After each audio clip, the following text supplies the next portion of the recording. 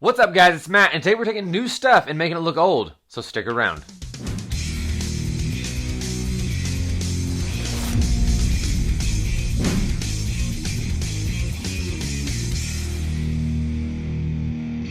Alright guys, we're going to go really quickly here how you can age something that's brand new like this right here to look like something really old and like that actually came from a certain period. Now, we're using a resin product. This is a resin material here, a smooth-on resin, and it was originally black, as you saw in the very beginning of the video here, but we have misted this with a brown spray paint. Now, we just lightly misted it just to kind of break up that black a little bit and give it a little more depth right off the bat here.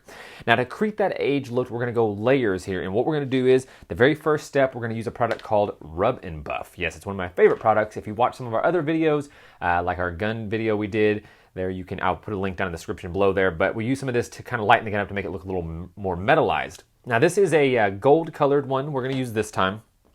Now the good stuff about this thing is it's a little tiny bottle, but this will last you forever. This stuff will go bad way before you use it all, and I'm going to show you the bottle I'm using right now, which I've been using for a while.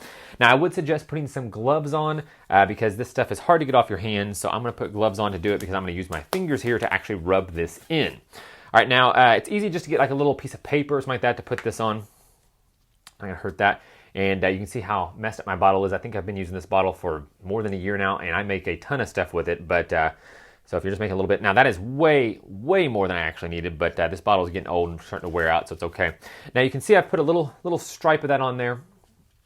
Now to start this part of, you're gonna, it's kind of thick, so you're gonna rub it until it gets a little flat there and get some on your finger. So you can just get a little bit on your finger here, on like that right there.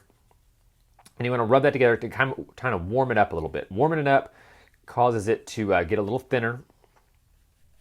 And you only need a little bit of this goes a long way. You're gonna see as I start putting this on here, so I got just a tiny bit on my finger there, I kind of dry brushed it off almost with my other thumb there, and you just kind of lightly rub over things. And you gotta go back as you go and do the same process again. And depending on how bright you want something to be, you can rub more or less on it. Now I want the letters on this to be really bright. I'm gonna rub a nice amount on there, and then I'll show you how I rub the edges to give it more of a, ooh, that's not good, hang on. There we go. And like I said, until you rub it, it's still pretty hard, so it's not gonna just rub off like that. But now if you get a little too much on there, you can actually kind of keep rubbing on it till it kind of buffs out a little bit, which is why it's called Rub and Buff. The more you buff it, the brighter it's gonna be.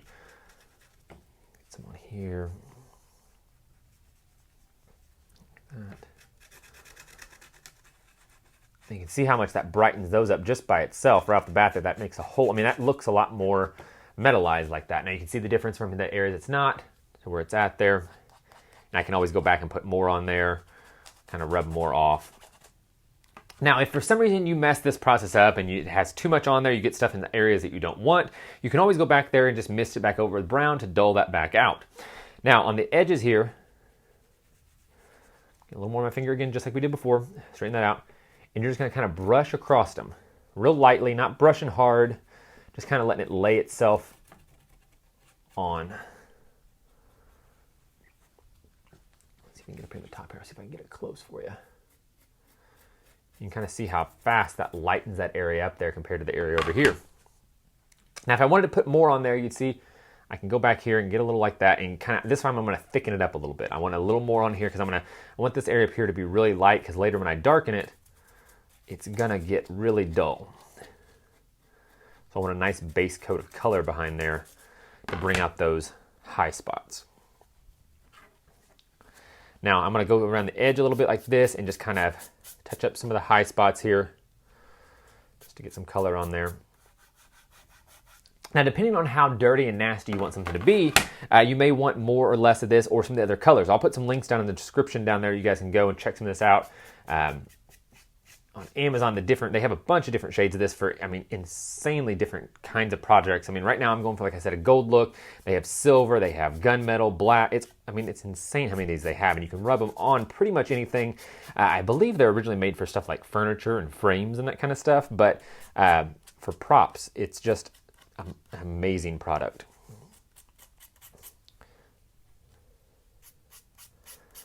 All right, I think I have it about where I want it at, and you can kind of see, I mean, you can see already just the look that makes different right there. And you could stop right here. You could completely stop right here on something like this right here, and it would look I mean, that looks a lot more metal, a lot less resin plasticky. But I want to take this a step further. I want to make it look a little more grungy, a little darker, a little more old. So I'm going to put some paper down here, and because I'm working inside today, it is raining outside. I don't feel like going out to the workshop, so I'm working in here on my dining room table because I'm going to get this video out for you guys. So I'm going to pause for a second. I'm going to lay some stuff down because the next part's going to get a little messy, and I don't want to get it all over the table and have to clean it up. It's a lot of work for me. So hang out there for a second, and I'll be right back. All right, so now we're going to talk about how we get that blue patina look like it's been sitting outside for years and just kind of aging over time. Now, they do make products online. You can go buy. There's patina kits, but they're very, very expensive, like 20 bucks for a couple little bottles of paint. And you can do this for just a couple dollars, and it gives you the exact same effect without all the extra headache. So to do that, what you're going to do is go to the store. You're going to buy some acrylic paint, matte paint, doesn't really matter. But you're going to buy a teal kind of blue. This one's specifically called Laguna. It's one I use a lot. They also have a color just called Patina, which is basically the same color. All these teals kind of come out the same color. But we'll buy a can of that, and then you're going to go get a little squirt bottle. This was like 50 cents at Walmart, I think this little squirt bottle was. You can buy bigger ones if you want to do a bunch of products or have a big item you're going to do, but this seems to work out pretty well for me because I can make small doses of it at a time and use it as I go. Now, what you're going to do is put just a small bit of this blue paint in the bottom, and I mean just a little bit. You may have to kind of play with it depending on your bottle. I usually just put just a smidge in the bottom there, and then you're going to fill it up with water and then shake that up so it becomes real thin. It's a real thin paint. And then really, all you're going to do is come here and you're going to spray it. Now, depending on how heavy you want that patina to look, will make a difference on how heavy you spray it. Now, the other thing you got to remember is, depending on how much water you have in here, that will make a difference on how that patina comes out. Now, I sprayed a pretty heavy coat on there. And what we're going to do is we'll let that dry, and then we'll come back and check it out. And what will happen is this water will start to dry up, but the blue color will kind of stay in there. Now, if you get too much in a spot you don't like, you can always move it around if you want to, or if you like that kind of thing, so you get that real weathered look to it. You can also move some off like that right there if you want it to go down to the bottom. Just kind of depends on how you want yours to look. And you can also speed this up with a hair dryer and that kind of thing, which I'll probably do for you guys to help you along a little bit. But we'll let this dry, and then we'll come back and check it out and see if we think we need more patina on it or less. All right, guys, so I sped the process up. I used a hair dryer to come in here and dry this really quickly so we can keep the video going. If you just toss it outside for 5 or 10 minutes, that'll dry up pretty fast, and you can kind of see how that amount I put on there created that sort of patina. Now, I like mine to be a little heavier, so I'm actually going to come back in here again and spray certain areas just to kind of give it a little more grunginess to it. I kind of like a lot of grunge on mine. It looks like it's been outside for a long time. You want to make sure you focus your attentions here on the corners. So you have a lot of buildup there, and then kind of in these deep creases is where you're going to see a lot of the buildup. Now, this time I'm going to let this sit outside for a while and kind of fully cure rather than heating up like that. But that is really the entire process of what it takes to age something new into something old. And depending on the colors you're using, let's say if you're doing like a metallic-y type gun, or turning wood into something old like we did with our Nightmare Before Christmas clock. There's a video down the link down there too you can get for that. There's a lot of different techniques you can use to make things old, and you don't always have to just go to the store and buy something that says, oh, it's made for patina. You can make your own stuff. And I mean, that patina kit I was talking about before, I think it's like 20 bucks. This right here cost me $1.50 total to make that. So there's other ways to do things like that. And if you guys like this video, make sure to click like down in the button there. Smash that like button, and make sure you subscribe to our channel for future Tuesday tutorials. And we will be back next time with another tutorial on how to do some painting and different options.